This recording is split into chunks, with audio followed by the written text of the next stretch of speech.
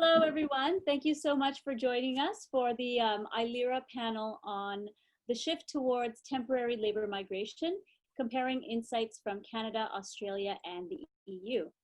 Today, we have three esteemed panelists who are going to give us perspectives from different jurisdictions, and hopefully we can have a lively discussion among the three of us, unfortunately. So we're going to start off with Anna Triandafyllidou.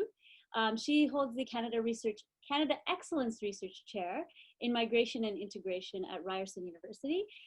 Anna is an internationally recognized sociologist and migration policy expert whose interdisciplinary research focuses on the governance of migration and asylum. Prior to joining the CIRC at Ryerson University, Anna was based in Florence, Italy, where she held the Robert Schuman Chair at the European University Institute. She has served as a national expert on migration policies for the OECD and has acted as project evaluator for numerous ministries and foundations. So we're very pleased to have her expertise to start off with. After Anna, Marshia Akbar is going to present. Marshia is a senior research associate with the Canada Excellence Research Chair here at Ryerson. Her research broadly encompasses economic and social integration of migrants in Canada. She assesses policies about eligibility for permanent residency and settlement services and their impacts on employment outcomes for various categories of immigrants.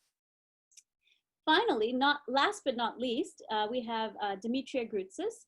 Dimitria is Associate Professor in Work and Organizational Studies at the University of Sydney Business School.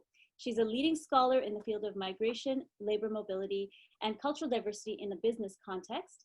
Of course, she's published widely and has also served as editor on several journals and is a frequent media contributor on issues related to migration and cultural diversity. So I'm so pleased to have our three panelists here today. So I think we're going to start with Anna.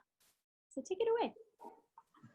Thank you very much, Rupa, for your very generous introduction. I'm very pleased to be here in this virtual ILERA conference.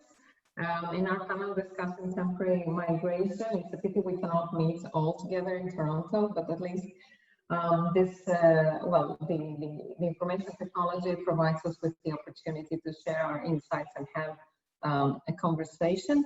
Let me try and share my screen now.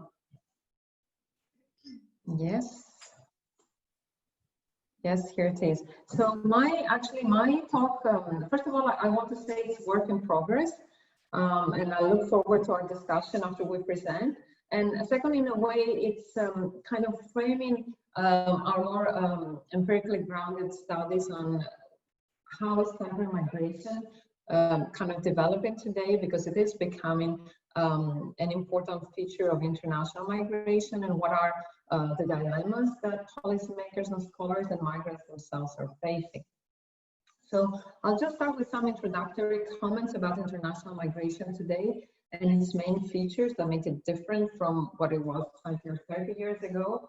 I think one aspect is the fact that migrant trajectories are increasingly fragmented and nonlinear. So it's not going from A to B, it's rather going from A to B, back to A, then to C, or from A to B, then to C, and going backwards.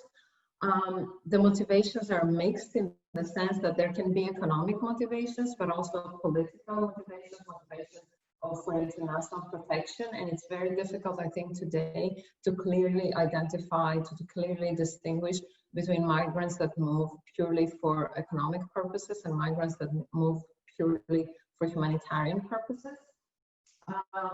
We witnessed that destination countries increasingly are in favor of temporary and circular migration schemes, as if it were that these schemes, do, how can I say, give the best to all parties. That is the so-called triple win.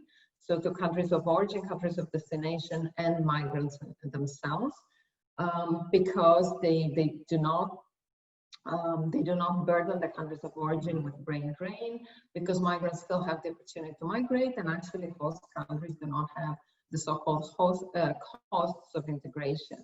But I think we're going to question all these assumptions or these principles that seem to guide some of the temporary migration schemes.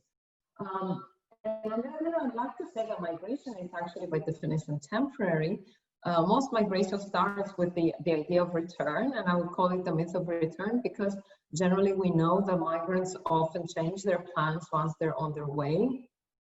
And actually, their plans can change both in the direction of permanence, of staying, but also in the direction of not being able to stay, although they wish to stay longer.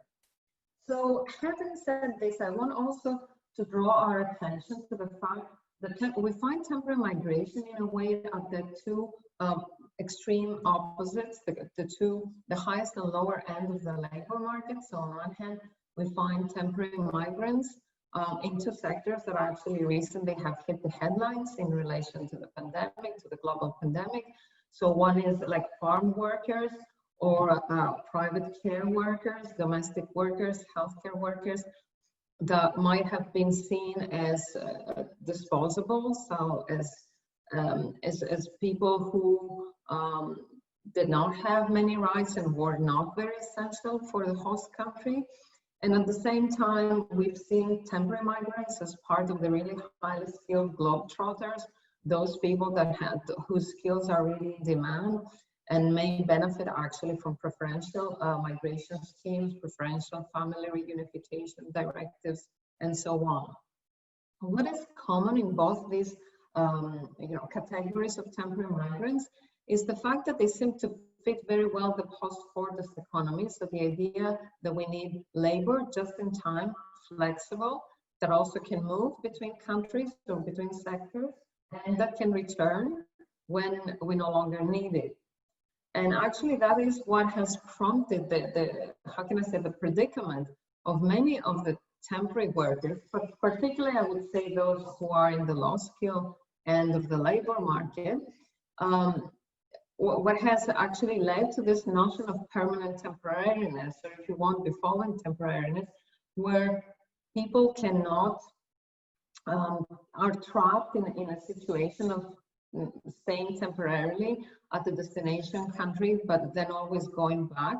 And actually, I think another both analytical and empirical question that arises is that of return. Can a temporary migrant return, actually?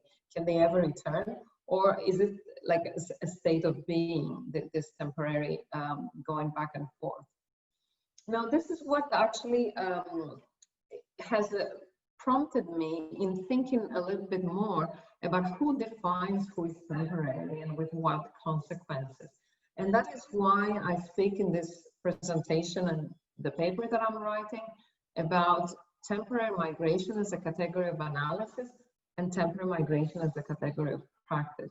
So as a category of analysis, I'm thinking about the government planning and about the way we, scholars, actually give labels to temporary migration in relation to the migration category within which one fits in legal terms or in administrative terms. So, for instance, we can consider the forced temporary as the absolute, if you want, extreme of forced temporariness is that of refugees who are really forced to flee their country, and in theory they're temporary because once they stop being persecuted or once the conflict ceases in their country, they're able to return.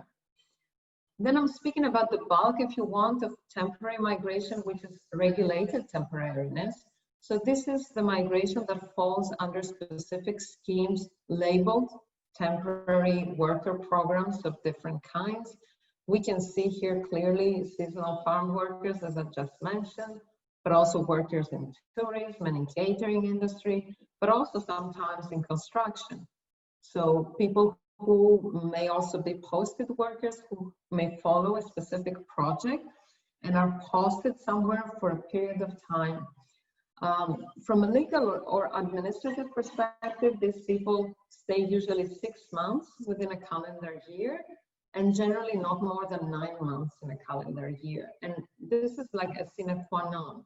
One who is a temporary migrant cannot stay for more than 9 months, and in many countries for more than 6 months. Now, I think another category of temporary migration that has generally been overlooked, or I think we haven't yet researched sufficiently, its impact is that of flexible temporariness, and it is the temporary migration, or if you want also circular migration, that happens within enhanced mobility regimes. Now, obviously, not obviously, but maybe the obvious example of this flexible temporariness is migration within the European Union. Now, both citizens of the EU and long-term residents can circulate within the EU territory rather freely and rather smoothly. And we have witnessed this, for instance, we have witnessed significant migration, temporary and circular migration at the aftermath of the 2008, 9, and 10, both global financial crisis and Eurozone crisis, where we have seen, say, for instance, Romanian migrants who were in Spain, live in Spain and not going back to Romania, but going to Italy temporarily. We've seen also Latin American origin, but naturalized Spanish migrants, for instance, again, during the crisis, trying their luck in Britain or in France. So we have seen the multiplication and the multidirectionality of this kind of temporary migration. And we also know that the possibility of circulating and of not depending on a new permit to migrate really kind of fuels this temporariness and fuels this flexibility. I myself not know enough about the Mercosur migration system in South America, but I would tend to think that we witness there too different types of flexible temporariness, given that the countries participating in Mercosur allow for free movement of their nationals within the region. The question probably that arises, and that it is quite a thorny question, is what are the rights of these temporary migrants of different sorts? And we might think, for instance, that those who circulate within an enhanced mobility regime have full socioeconomic rights. Maybe they don't have political rights, but for instance, in the EU, they also have local political rights. But in the other situations, they have full socioeconomic rights. Those usually who are under the regulated temporariness have limited socioeconomic rights, which are related precisely to the limited length of their stay, and the idea that they don't really become full members of the society, and are actually that's where we used to use this I would say by now old-fashioned terms of guest workers. So they're seen as guests rather than as members.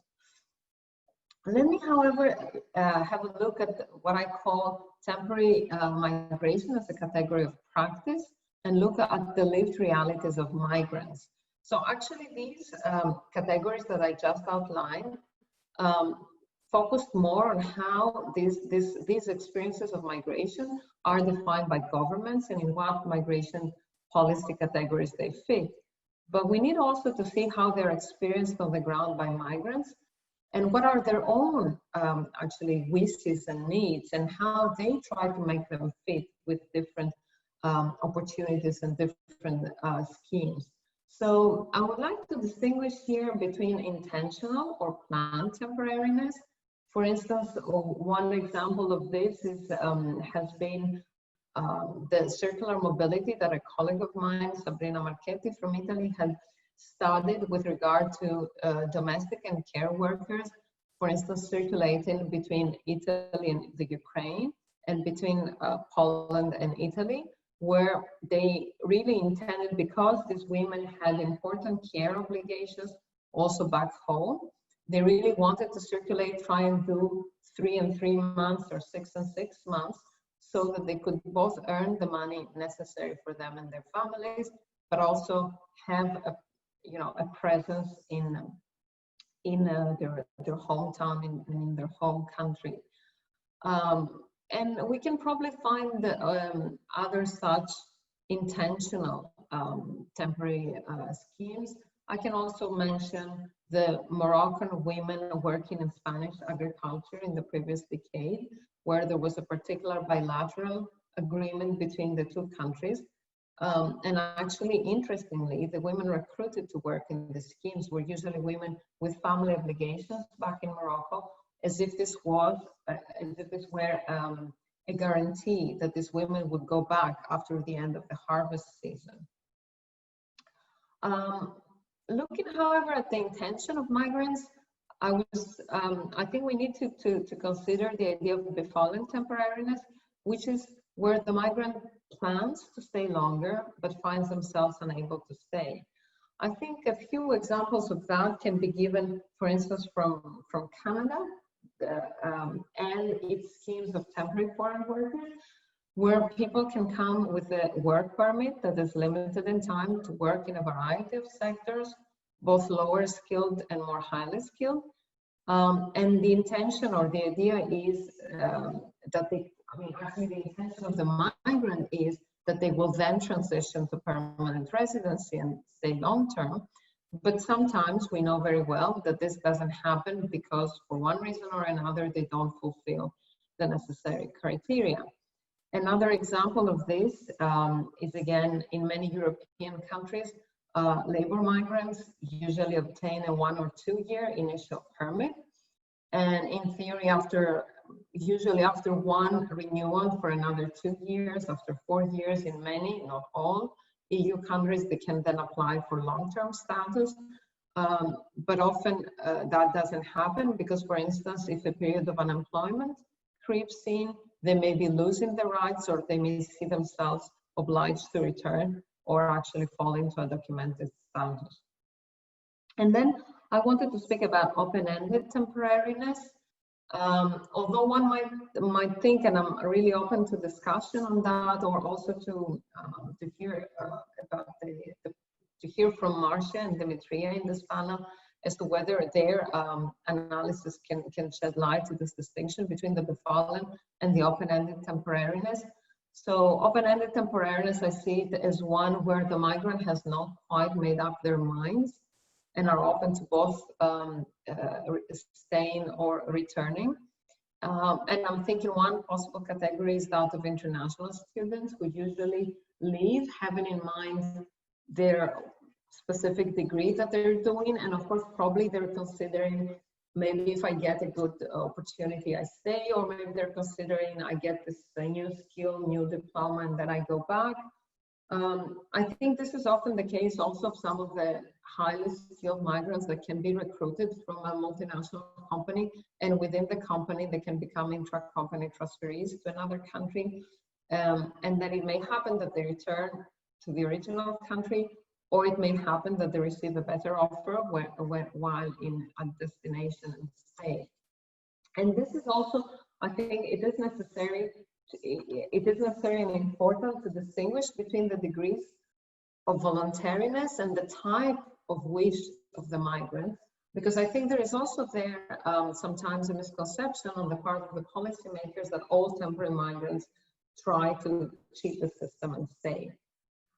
Last but not least, in concluding my presentation, I would like to pose this question: what are the elements that actually define the intention of the migrants, and whether we can make sense of migrant agency by looking at the human and social capital of the migrants, their networks, their education, their skills, their previous professional experience, of course, the financial resources that they have and they engage in their temporary migration project, the role of the specific intermediary actors like employment agencies that may recruit them, or I was just mentioning large multinational corporations that may be transferring their highly skilled personnel, but also support organizations from civil society, migration lawyers, and we often tend to forget the role of educational institutions, particularly in the post-secondary sector,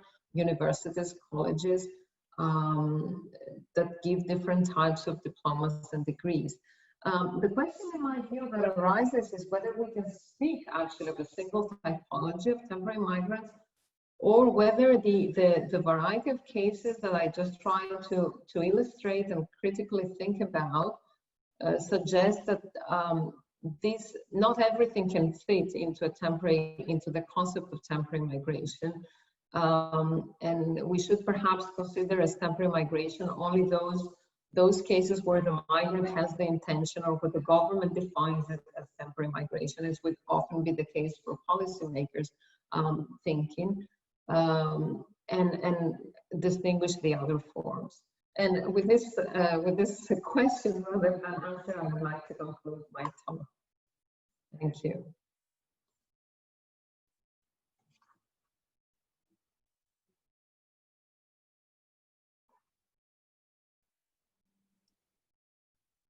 Thank you so much, Anna.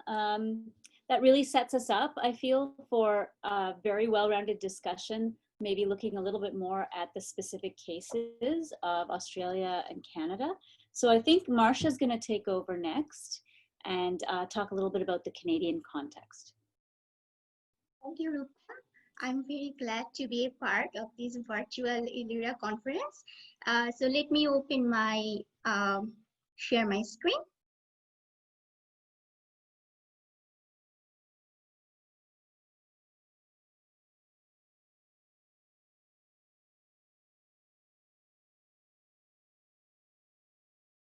Okay, so for this presentation, I'm going to talk about the evolution of temporary migration policies in Canada. I'm going to discuss why temporary labor migration is important, and I'm going to shed light on some of the changes in temporary migration policies in Canada, particularly since 1970s. And then I'm going to talk about the influence of skill and mobility in shaping the experiences of different groups of temporary migrants. The data and information is taken from published literature and data and reports from IRCC and Statistics Canada. So in Canada, there is a significant growth in temporary migrants, especially temporary foreign workers. Between 2001 and 2010, the number of temporary foreign workers has tripled and increased to 500,000 in 2019. So these temporary migrants belong to a diverse group, including highly skilled managers and technicians to semi and low skilled healthcare, agriculture, and domestic workers. This growth has influenced by two major factors. First, the growing labor market need for high-skilled workers in science, technology, engineering, and mathematics sector. And secondly, labor market shortage in the low-skilled agriculture, construction, food, and accommodation sector. So this chart is showing that how much temporary migrants are important in the migrant labor force in Canada. So the red bars are the economic immigrants in Canada, and the black and gray bars are showing temporary migrants, two major streams of temporary foreign workers, which I'm going to discuss in a moment. And if you look at the chart, you'll see since 2006, Canada is bringing more temporary foreign workers than economic immigrants who are traditionally dominated in the skilled migrant labor force in Canada. So the importance of the growth of temporary migrants is pretty much evident in the number. To understand this growth, we have to look at the changes in temporary worker program in Canada between 1910 and 2020. So if you look at the chart, you're going to see that the time period is divided into three major segments. Before 1973, there are only two streams of temporary foreign workers used to come in Canada.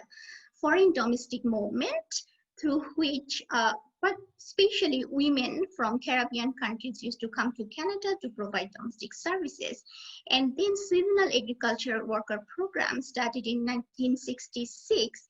Through this program, agriculture workers from the Caribbean and Latin American countries used to come to and stay 8 months to do the agricultural work, and then they used to go back to their country. So in 1973, the temporary foreign worker program was structured and regulated under the name of Non-Immigrant Employment Authorization Program. So this is the first time the program was actually formalized and regulated under two major streams: labor market opinion stream and non-labor market opinion stream. So the labor market opinion stream is a process through which the employers have to prove that there is a labor shortage in the Canadian labor market that cannot be fulfilled by Canadian-born workers to bring particularly low-skilled temporary foreign workers. And under this stream, there are three sub-streams. So the seasonal agricultural program continued. With that, living caregiver program and low-skill pilot program were introduced. And non-LMO stream basically targeted high-skilled temporary foreign workers, including postgraduate work permit holders who were the international students. And in 2014, another change took place. So the NIA was renamed as Temporary Foreign Worker Program.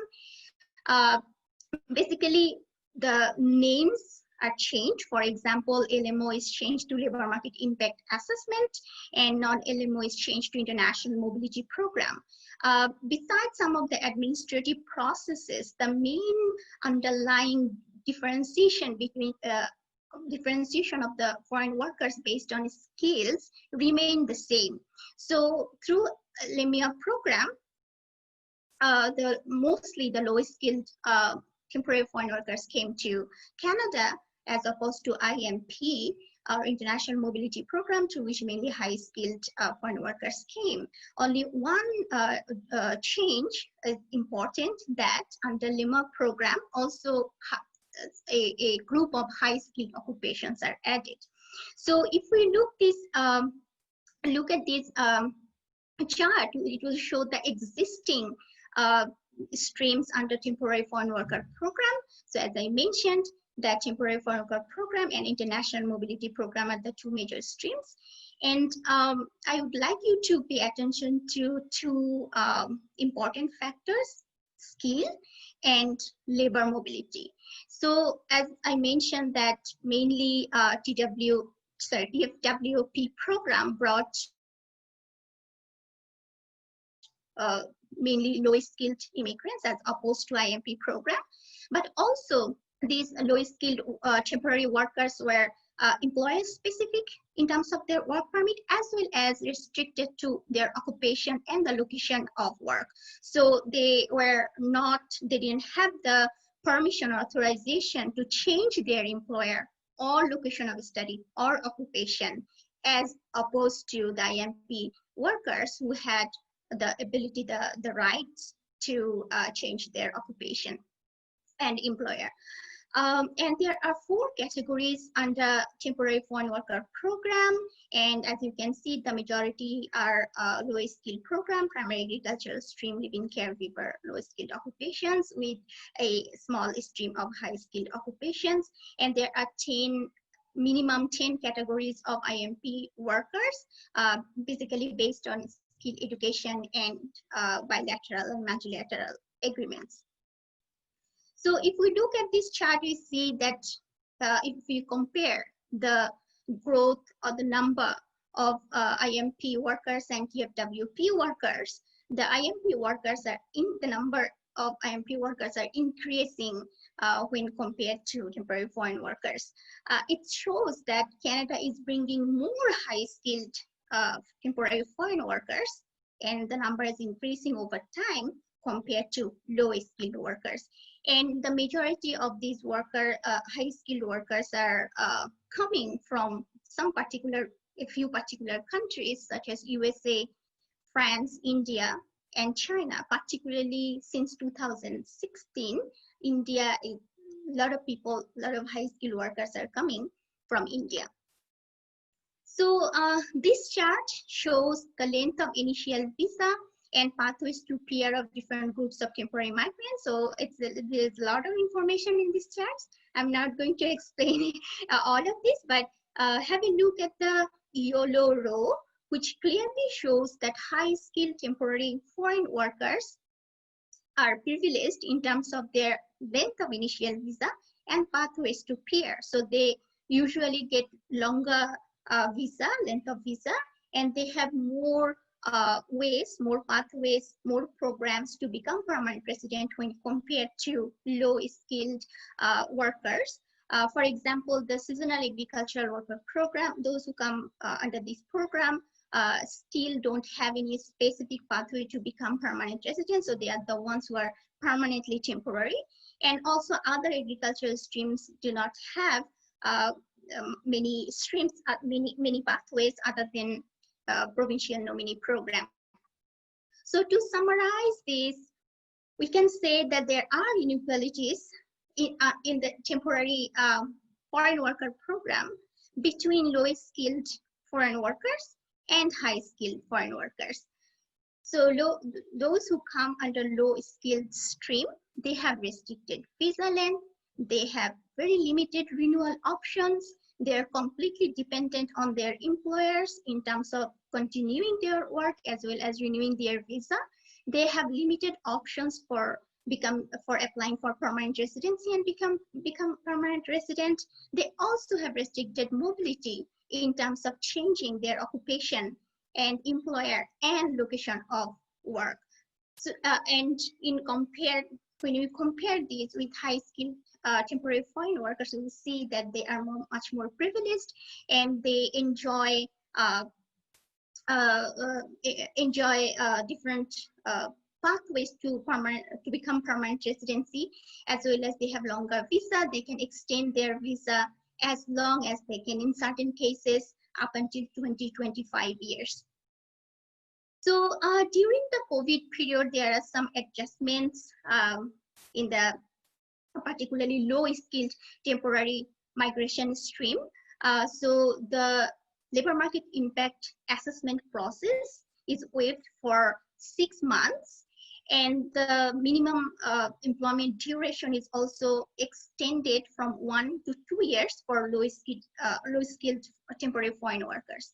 So this is like this is hopeful, and it shows that the policies can be flexible, it can be changed, so and change under different circumstances. And I hope that the changes remain, it exists, and more modification in the regulations, especially for low-skilled temporary foreign workers, take place in future.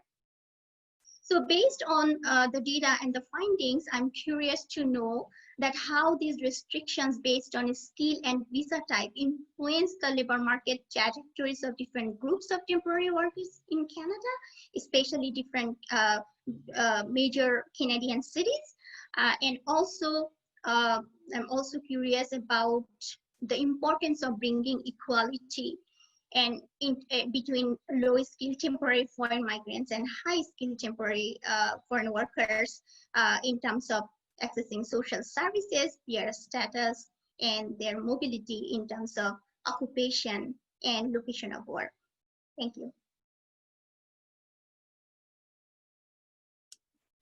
Thank you so much, Marshia. Maybe you can stop sharing the screen. That's wonderful. So last, we are going to go to Dimitria, and she's going to talk about the Australian context.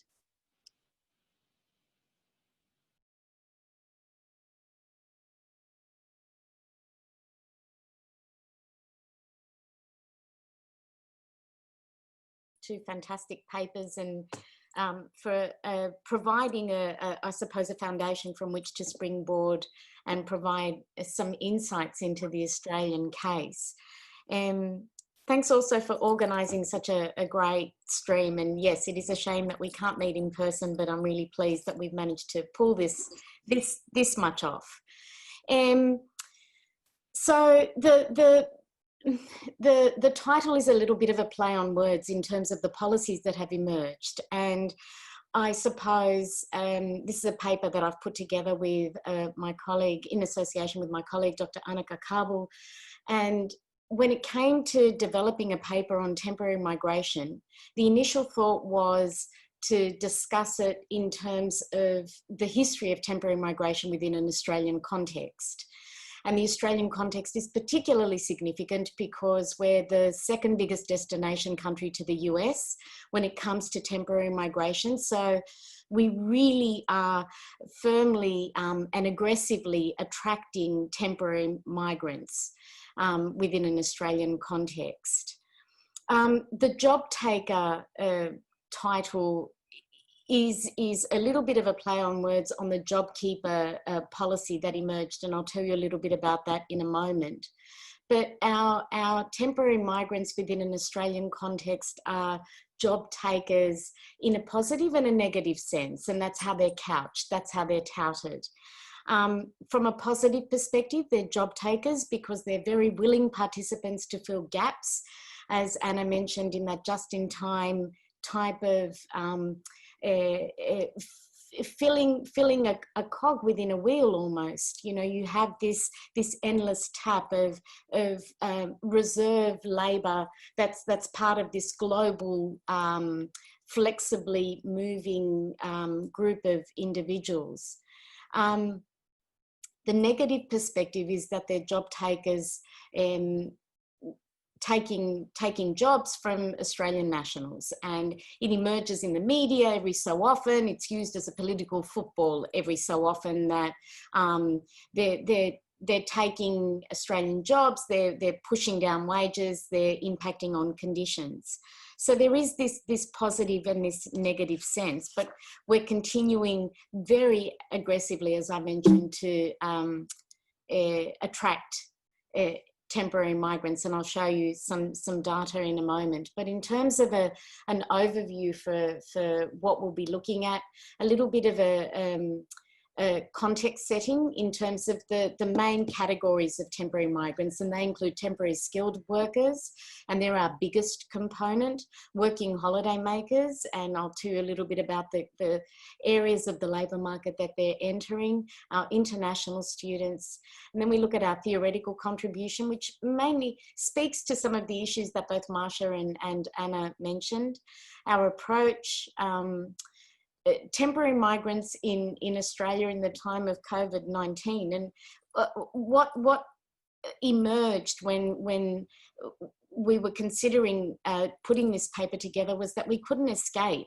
what emerged as a policy position during the pandemic period, and it really impacted significantly on temporary migrants. And for me, what it brings to bear is this sort of amplified paradox of the rights, responsibilities and actions of key actors in this scenario of temporary migration. So it provides a very nuanced way of considering temporary migration. Finally, the implications, economic and labour market implications, unintended consequences and ethical implications, and a little bit of a future outlook. So in terms of the numbers, these are a little bit of a movable feast, as you can imagine, because we've constantly got temporary migrants coming in and out.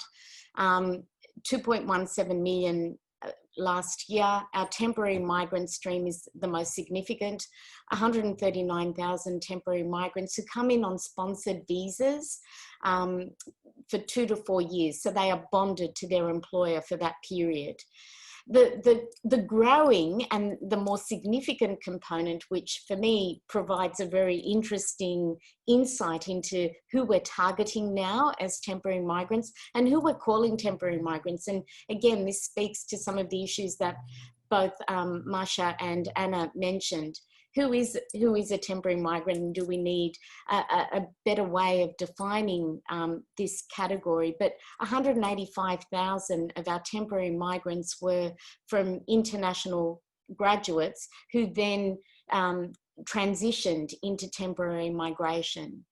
118,000 are our working holiday makers, and I'll talk to you a little bit about the areas that each of these categories go into in a moment. And 565,000 were international students. So really big numbers. And in terms of the theoretical contribution, and again, many of the issues that both the previous speaker spoke about speak loudly for me to these various theoretical issues. And it's always been in the work that we've done in the past on temporary migration, a question of, are these individuals in precarious positions? Are they working in precarious areas? And for me, drawing on Butler's work, I tend to think about these issues around dignity injuries. So that psychosocial and emotional injury, but also the more significant physical injuries. And a lot of that emerges in terms of working holidaymakers in farm work. But there are also those more subtle injuries to the self and to feeling like you're a guest, or to feeling like you don't belong and you can't settle and there isn't any cohesion. What types of structures? Non-standard, irregular hours, contract work, that hyper flexibility, contingent employment, or that contract work, as was mentioned earlier, bonded work, and obviously the gig economy is a significant sector that is defined as precarious work. How does it emerge? It's demand driven and it's a needs-based employment, and this very much, I suppose, speaks to what both Marshia and Anna mentioned in terms of this is an on-tap, constant flow of potential employees to fill a gap in the labour market. So it's very much seen as Anna mentioned, that triple win. But there are questions raised about, you know, who is the winner in the end, particularly when the odds are stacked against you when you're in that precarious type of position. What are the implications? Well, if you're seen to be this reserve that's simply fulfilling a need, it dehumanizes the worker. So there are dignity injuries and it undermines that sense of belonging and settlement and cohesion. Our methodological contribution, so we draw on a discourse, text and context perspective. Context is our central focus, but we draw on Fairclough and Wodak, among others, but we looked at about 100 media sources to get our heads around this amplified precarity that we discuss. And what we did was we looked at the main, through an in vivo analysis, the main discourse and text that emerged through these media sources that we looked at. And we also take a historical perspective. Why? Because it is sensitive to the subjective, irrational and volatile flows and ebbs in behaviour. And it's also crucial to the role of perception, which for us is significant when we're looking at the impact of temporary migration and the impact on the self of temporary migration. Okay, so our temporary migration, which it was interesting to see some of the differences between Canada and Australia. Ours is far more recent, but it has increased significantly over the last 3 decades, 3- and 4-fold increases. Temporary migration does trump economic and permanent migration. So we're really focusing on this pathway into Australia as a key pathway, both into the labour market and also as part of our migration pathway. But our temporary business long stay migration began in the 1990s, in the late 1990s, and it was very much focused on the business traveller, the professional manager who would come in a little bit like an expat, but they'd come in and then they'd circulate back to their country of origin. This grew and transitioned very quickly into an employer-sponsored visa pathway for skilled shortages. And each year we would have a list of what skill shortages there were, and the notion of skill also became quite a fluid concept. So, you know, you had your business and professionals, but you also had caterers, hairdressers, electricians, plumbers, for instance, nurses, for instance. So there was a fluidity in terms of how we define skill. And increasingly, and as I was mentioned right at the beginning, what we're seeing is that our temporary migrants are transitioning to these temporary long stay visas, the 2 to 4 year visa, onshore. So be they working holiday makers who have come for a particular period of time to backpack around Australia, or international graduates, international students who have graduated, they then transition to a temporary business long stay visa by getting a job, by being sponsored by their employer. Our Working Holiday Maker program began in 1975, targeting 18 to 30-year-olds, and in some cases it's 18 to 35-year-olds. It's based on particular countries that we're sourcing these individuals from, these young individuals from, and it's very much based on the notion that people will come, travel to Australia, and then travel around the region or travel around Australia. So travel around the Asia Pacific region or travel around Australia, and this is a way of them financing their stay. The main areas that these individuals work in, and again, they're bonded to particular areas, farm work, infrastructure, mining, tourism, hospitality, and also healthcare, like aged care or disability care.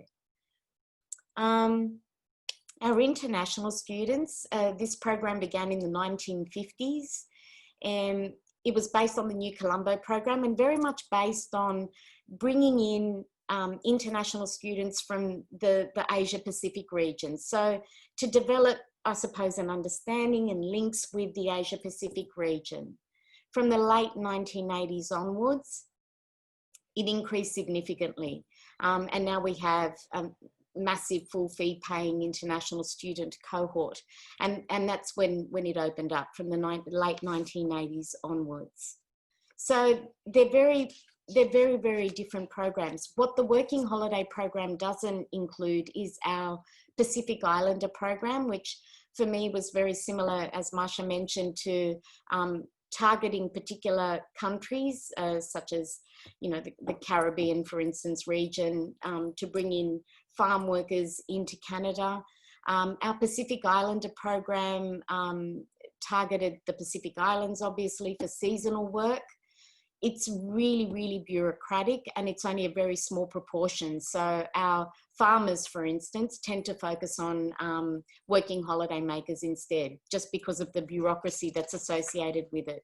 But it was very much about bringing in regionally specific groups who would then fly back to their country of origin, as opposed to, say, the working holiday maker system that's leading to people then transitioning to permanent settlement or going on to a temporary business long stay visa. So what emerged and what happened as a result of the pandemic, for me, is a little bit different to what Marshia mentioned about Canada. There were some differences in terms of creating more flexible arrangements, but it really amplified for me what is this notion of precarity. One of the main headline media pieces, I suppose, was that we're all in this together. And this for me is really highlighted in terms of the paradox of what happened to temporary migrants, our three categories of temporary migrants. The pandemic led to travel bans, so you couldn't leave the country, you couldn't come into the country. About 300,000 temporary migrants left Australia during that period. But for those who were here, and for the many jobs that I suppose were frozen, particularly in retail, in hospitality and tourism, construction and mining, so the main areas where our temporary migrants are working, they were frozen out from what was the JobKeeper program. The JobKeeper program was established as a way of keeping workers safe and well and being able to make ends meet, $1,500 every fortnight for particular employers. So it was targeting particular employers who lost a lot of their workforce, but to keep this workforce, I suppose, on the boil until things came up again.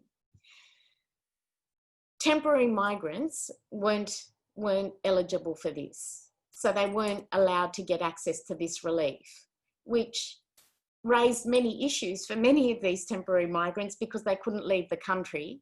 For those who could leave the country, flights became extraordinarily expensive, but they needed to continue to live, but they didn't have access to this JobKeeper, which raises issues about how we view this job taker, and how we view our citizens versus our non-citizens, and how we view our rights, responsibilities, and the actions that we take for particular groups that are making a vital contribution, economically, socially, politically, and also to the broader community. So the response to the measures can be chunked up into various areas, and we looked at, as I said, about 100 media sources to collate what was happening. And these are some of the, I suppose, main examples that capture the various areas that we saw shifts. The federal government, the states and territories, unions and various NGOs, universities, employers, and the migrants themselves. The federal government, it implemented policies and measures that disproportionately affected our temporary migrant groups. And this was primarily in a negative way. Having said that, they allowed for greater flexibility for visas, as Marshia mentioned, in terms of extending visas, for instance. Students, international students have a ceiling of 40 hours per week that they're allowed to work. They were allowed to work more hours than that. That's if they had work, which is the irony. And so they were some of the examples in terms of relaxing the hours worked and where they could work, and also extending visas.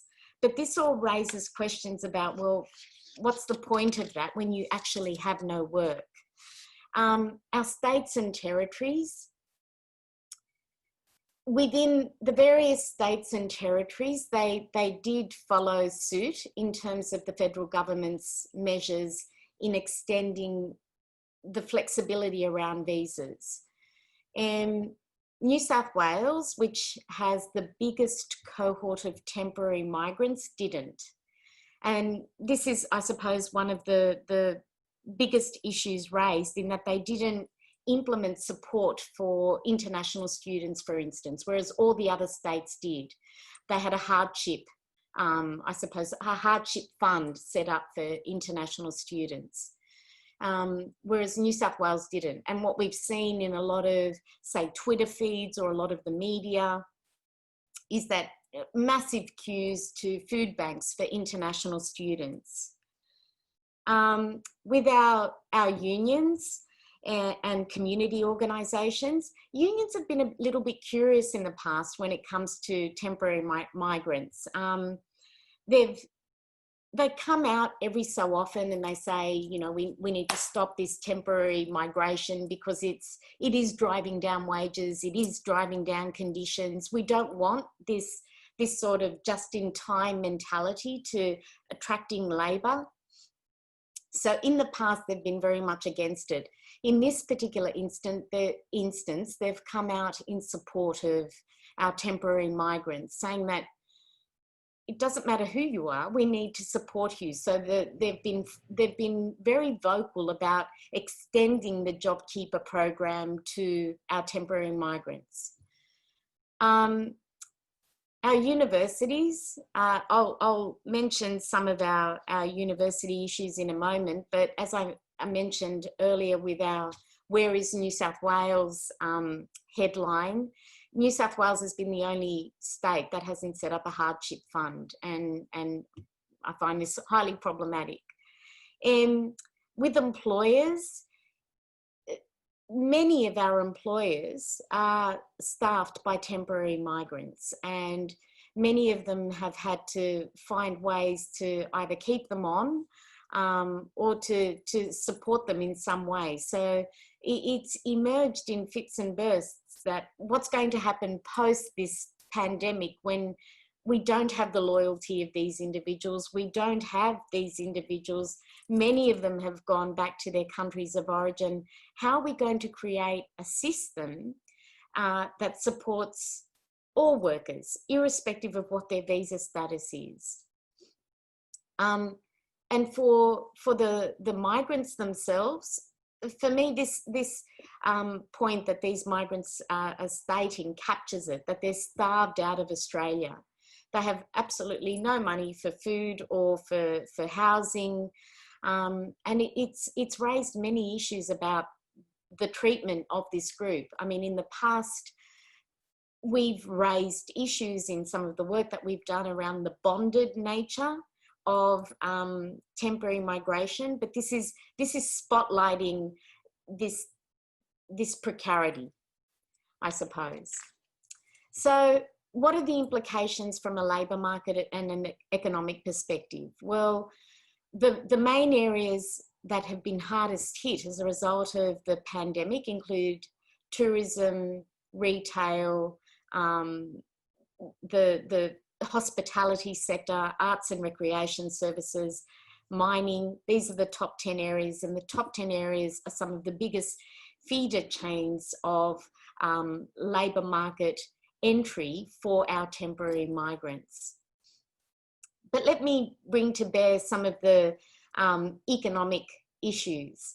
In terms of the tourism industry, our working holiday makers make up a really big component of the tourism industry. They're not just working, but they're also traveling.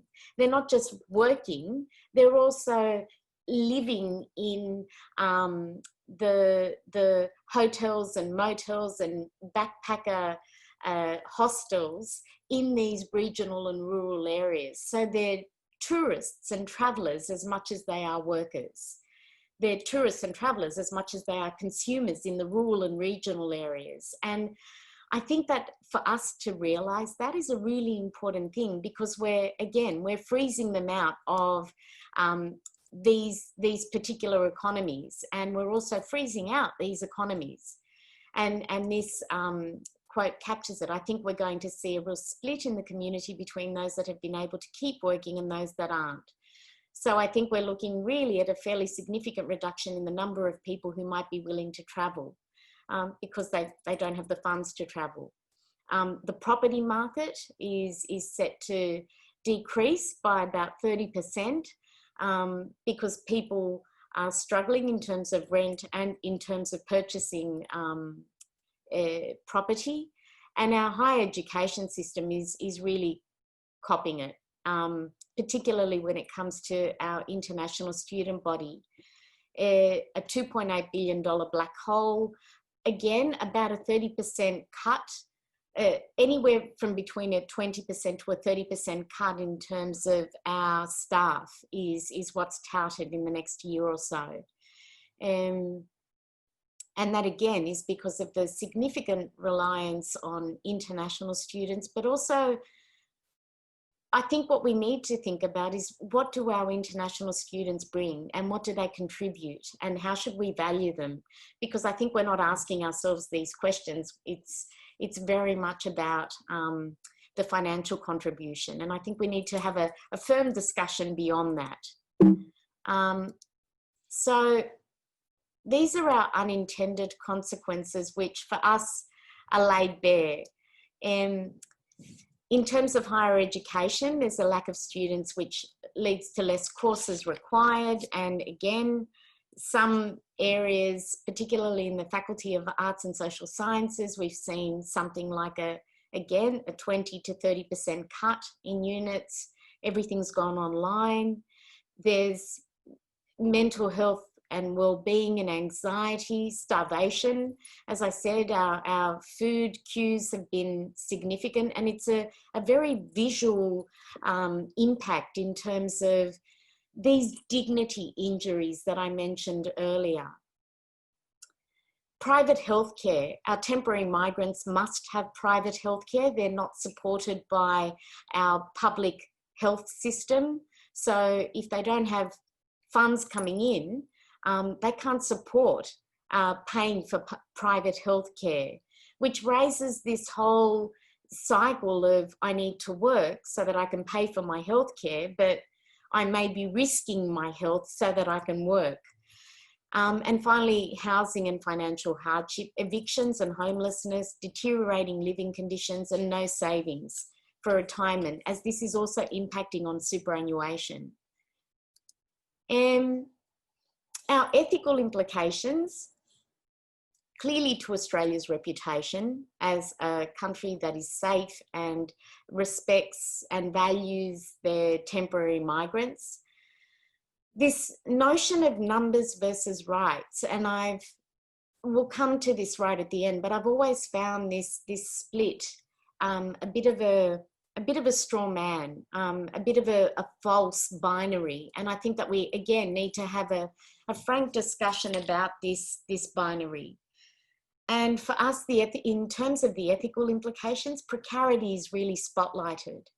And this is a quote from an international student talking about the Prime Minister Scott Morrison. Morrison essentially said, "You're not welcome in this country anymore. We're very happy to take your money. We're very happy for you to participate in our economy, to do the work that generally people don't want to do, to be our mail delivery people, our food delivery people, to be the ones who come and serve our citizens hand and foot. But apart from that, now that we're all in this crisis, you guys can all go and, excuse my language, but you can go and bugger off." And it's really an extension of what Scott Morrison said at the beginning of the crisis, that if you do lose your job and if you can't finance yourself, you should return to your country of origin. And it really raises issues around how we view this category, as I said, of temporary migrant. So some things to think about, as I mentioned, the false binary between rights versus numbers. We're constantly discussing, you know, how many individuals we need, what skills gaps we need to fill. But as I mentioned earlier, it dehumanizes the individual. So we need to think more so about the face of the individual and the rights of the individual. Sovereignty versus global fluidity. As we know, migration is a sovereign, national sovereign right of a country to set up the policies and the practices that guide how we view migration and what policies we have in place for migration. But in a context of global fluidity, I think it's time that we start discussing, to a greater extent, potentially having a global compact on temporary migration that then also discusses the rights versus numbers issues in a more frank way to humanize this individual. And this feeds into the notion of temporary migrants being more than just numbers. And for us, the slogan of "we're all in this together" was really selective. And it's selected based on your citizenship or whether you're a permanent resident. And protectionism versus multiculturalism. We protected our borders, but we're also raising questions around this notion of belonging and inclusion that has really guided our policies on multiculturalism. And it shouldn't be selective. These people make an incredibly viable contribution in terms of taxes and in terms of consumers. And if we were going to take a cold hard business case approach, we'd be reevaluating what this notion of protectionism versus multiculturalism means. And I'll leave it at that. Thank you. Thank you so much, Dimitria. Thank you all three of you, for really insightful and I would say a really good look at varied contexts. And although Canada and Australia are often compared as being extremely similar in its immigration policies and in the way that we view multiculturalism. There are some interesting differences between the contexts. So I think that was pretty interesting to hear about. So I'm going to start off with a couple of questions, and then hopefully it will generate a bit of discussion and we can ask each other further questions. So I guess when I think about this issue of temporary migration, particularly in the Canadian context, but also in the Australian context, to me, I really think of the way that our paradigm of the nation and nationhood has shifted over the years from one of permanent migration of families to build the country, to settle and build communities, to one of, basically the economic unit of the worker. Mm-hmm. And so this really has shifted the permanent migration system to a temporary migration system. And even within the permanent migration system, this has shifted to this point system, express entry system, all of the policies that have really transformed the human into the economic unit.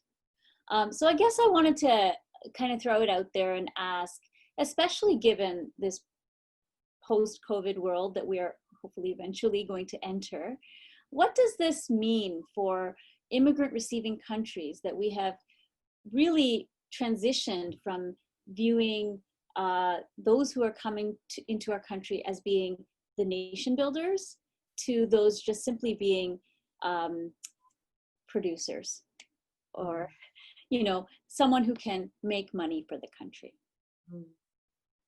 And I guess I'm throwing it out to all of you. So anybody who would like to throw in their views on that one. Maybe I can say a word. I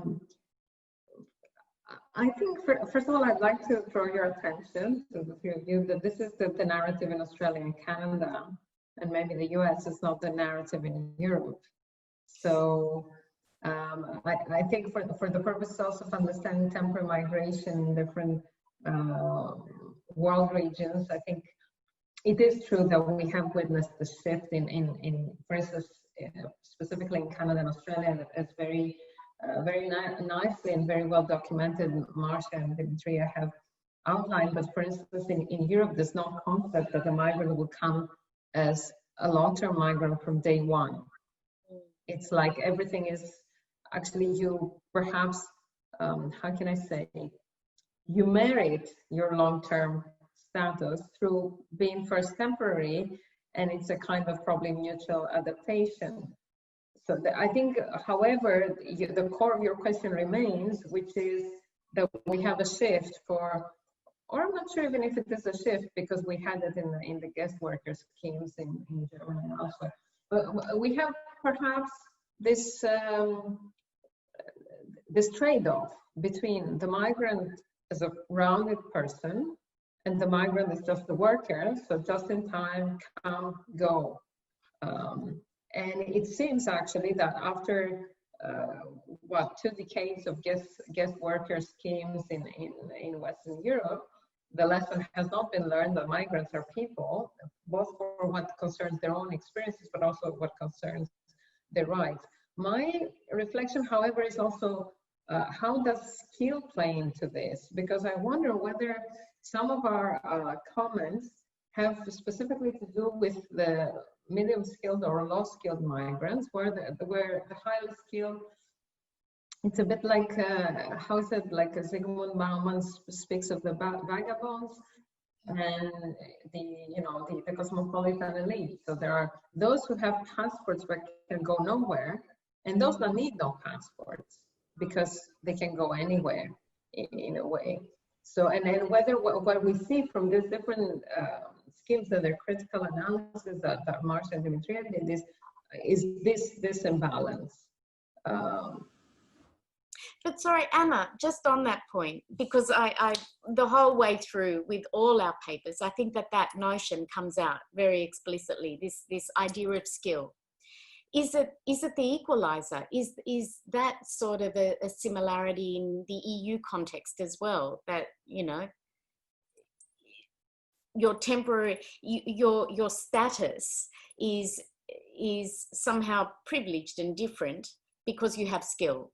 And it's the same in Canada and it's the same in Australia, that it's somehow the great equalizer, because yes, they are different. You know, Australia and Canada have got greater similarities than the EU situation. But is it the same with a skilled individual? Well,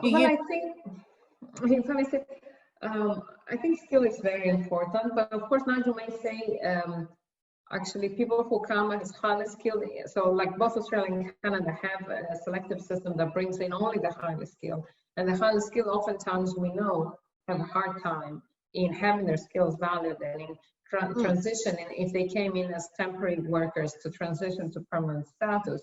But certainly they have much less of a hard time compared to somebody with lower skills who may be faced with a wall. I would say in the EU it's more polarized. Those who are highly skilled are really faced with different options compared to the low skilled. And I think you know some things about the EU. It's not just me in this panel, but of course they have to navigate these relatively short-term permits to longer-term permits. But clearly, for instance, there it's the not the opposite, but it's different, because here you might say if you're a permanent resident, you come with your whole set of rights. If you're a temporary worker, you come with some rights depending on your category. In the EU, everyone comes with a limited set of rights, but those who are highly skilled usually have this annex which says, you know, waiting period for family reunification is waived, or if you're above this amount of salary, you can, for instance, directly go for a 5-year permit, or you can do this and that. So I do think that skill is pivotal. The question, of course, is that the skill is seen as an instrumental element for the country of destination. I have another quick question. Both of you, both the Australian and Canadian case, you talked a little bit about looking forward to the future, the next phase, the post-COVID phase. Given that we've really starkly seen the vulnerabilities, the exploitation, they've really become very apparent with all that's happened, right? With all of the lockdowns and the way that government benefits have been doled out or not doled out. Do you think anything's going to change in the future? Because in Australia, for example, and increasingly in Canada too, international students, as an example, as you said, contribute an absolutely significant amount to the economy. So do you think that the model of bringing in international students, bringing in temporary foreign workers, will now shift in these countries, whether Canada, Australia, or in the EU, because of all of the sort of breakdowns that we've seen with COVID? Sorry, anybody? I think Marsha's muted. Okay, so yeah, I would like to answer this question, but also want to kind of reflect on the previous questions and discussions that took place. So my personal opinion is no. I mean, I don't think I would see a significant difference in terms of bringing more and more temporary migrants in post-COVID era as well. And the reasons are connected to the previous question. So why Canada is bringing too many temporary foreign workers, almost triple than economic immigrants? It's a good question, right? Why we are depending so much on temporary foreign workers? So there are a few explanations. So one is that to bring landed immigrants, it takes the whole entire application process takes a significant amount of time. And one explanation is that temporary migrants can come to Canada very quickly as soon as there's a labor market shortage or labor market demand is identified. They can come within 2 weeks to 3 months, like even within 2 weeks, a temporary worker can come and start working from day one. And so the application process, and they come as an individual worker, not as a member of the family unit. So the family can come later, but the processing time then reduced because they're not bringing their families immediately. They can come as soon as they want to come. This is one aspect. And second, there has been a huge argument about economic immigrants who come through point system or even express entry system, and then they are not doing good in the labor market due to the non-recognition of their foreign credentials and so on, not having Canadian experiences. So bringing temporary migrants is a way of kind of elevating, like kind of solving that problem, that by the time they become permanent residents, they have some kind of Canadian experience and credential. So there's another diverting the argument that we are bringing economic immigrants, but we are not giving them jobs, whereas temporary migrants get the jobs, especially the higher skilled migrants, immediately. So this is another question actually, that why landed economic immigrants are not getting the job that they are qualified for. On the other hand, the temporary migrants are coming, and based on their skills education, they are getting the job right away. And the third point is that the access to social services, including healthcare. So for, as Anna mentioned, that for permanent migrants, you have to give lots of rights. I mean, other than voting right, the permanent migrants, landed immigrants have all these rights, where temporary migrants, even though they are doing the work, they're contributing to the economy, paying tax and everything, but they are denied to most of these rights. So this is the, as Rupa mentioned, this is a business type model, like the workers are looking at the producers and machines of economy rather than individuals with families and needs and so on. So based on these factors, I don't think I will see a lot of difference in terms of bringing temporary migrants in post-COVID era, but I'm expecting to see more flexible rules, regulations for low-skilled workers, because people are, different organizations are actually raising their voice and identifying the lack of rights and access to services that the low-skilled workers are facing. So yeah, so that's what I think. Thanks. Thank you so much. And Anna or Dimitria, any last thoughts before we end our session today?